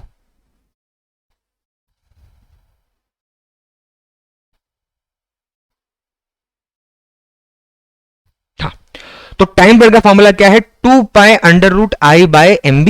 अब ये जो 2π√I/mb है, ध्यान दीजिएगा, इसमें हमें तो टाइम पीरियड नहीं गिवन, फ्रीक्वेंसी गिवन है भाई, तो डायरेक्ट उसी में कन्वर्ट कर लेते हैं। तो फ्रीक्वेंसी का फॉर्मूला क्या होता है, इसका रेसिप्रोकल कर दीजिए, 1/2π√mb/I, पलट दिया बस, उससे किसका फॉर्मूला बन गया, ये फ्रीक्वेंसी का, ठीक है, ये बन गया अपना फ्रीक्वेंसी का फॉर्मूला। कुछ जादू है, ओह चलिए, तो 2π, अच्छा, अब इस फ्रीक्वेंसी के फॉर्मूला से अपने को क्या क्या क्या निकालना है, तो हम सबसे पहले जो क्वांटिटी यहां सब्स्टिट्यूट करेंगे उसको देखिएगा। फ्रीक्वेंसी कितनी गिवन है, 4 नोन है, इक्वल टू 1/2π, m कितना है, what is the value of m, वही तो निकालना है, बट अपन लगता क्वेश्चन में वो गिवन है, ये जो डेटा गिवन है x × 10⁻⁵, अपन लगता है वो पुट कर देना चाहिए, या ताकि वो 10⁻⁵ का लोड अपने को नहीं लेना पड़ेगा लास्ट में। ये तरीका है क्वेश्चन को जल्दी सॉल्व करने का, सब्स्टिट्यूट कर दो उसको, तो जल्दी क्या है वो बाद में दिक्कत नहीं देगा। तो m की जगह पे लिख दिया x × 10⁻⁵, ये हो गया अपना m, into b, what is the value of b given, कितना है b, वो है 0.049। 0.049 का मतलब 4.9 इंटू 10 टू द पावर -2। एक मिनट, हाँ थोड़ा सा रूट बड़ा कर लेते हैं, नहीं तो भूल जाएगा आदमी। ओहो, अंदर आओ। चलो, तो नीचे डिवाइड बाय आई लिखना है। आई क्या है? I is the moment of inertia. कितना गिवन है moment of inertia? 9.8 into 10 to the power -6। Square कर दीजिए, जो क्वांटिटी आपकी अननोन बची है वो x है, और directly you will obtain the x। इसके बाद का जो नेक्स्ट पॉइंट है वो नेक्स्ट लेक्चर में कंटिन्यू करते हैं। And the remaining points are magnetization and magnetic intensity, properties of magnetic material, and Gauss law of magnetism. This will be taken in the next video. चलिए, thank you very much for being a patient listener. Next class में इसी जोश के साथ इसी particular point, इसी chapter के बचे हुए रिमेनिंग एस्पेक्ट को कंटिन्यू करते हैं और ये समझने की कोशिश करते हैं कि किस तरीके से न्यूमेरिकल, अभी तक तो न्यूमेरिकल बहुत चले, अब जो पोर्शन आएगा थ्योरेटिकल बहुत होगा। तो now will move on to the theoretical portion.